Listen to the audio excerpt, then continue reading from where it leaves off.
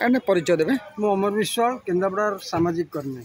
आज्ञा आम खबर पाइलु केन्द्रापड़ा जो जिला मत्स्य विभाग रही दुर्नीति पर दुर्नीति हो महाघोटाला से जड़े टेक्नीशियन महिला टेक्नीशियन जड़े सरकारी वकिलों को माछ चाष लांच मागुले 20,000 टଙ୍କା से मत अभियोग कर कौन कहे।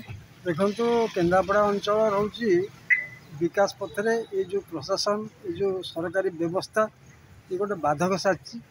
केन्द्रापड़ा मुख्यतः फसल चाष पर द्वितीय जीविका हूँ माछ चाष, किंतु केन्द्रापड़ा अंचल माछ चाष संपूर्ण लोप पाईगला।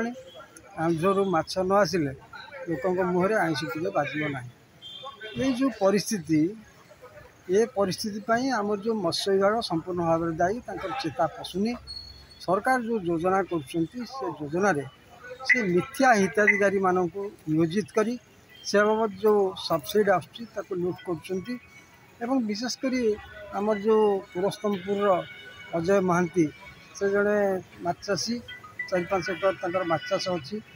तेणु से माछ चाषर जो प्रोजेक्ट अच्छी से प्रोजेक्ट रे से अप्लाई कर टेक्नीशियन कहते टंका 20,000 दियो तुम आप्लिकेसनटा आम मंजूर कर। तेणु ए जमापड़ी जे मत्स्य विभाग तलू उपर जाए समस्त कर्मचारी लांच नियंती दुर्नीति करती एवं खुलम खुला लोक मानक लांच टंका नदेले प्रोजेक्ट आप्लिकेसन रिजेक्ट करदे बोली जहाँ मतिगत जमापड़ी। तेणु मोर नवेदन हो बर्तमान सरकार तो बदली गला जे नुआ सरकार आसी केन्द्रापड़ा अंचल ये जो दुर्नीति हरलुट चली किए सचेतन हे।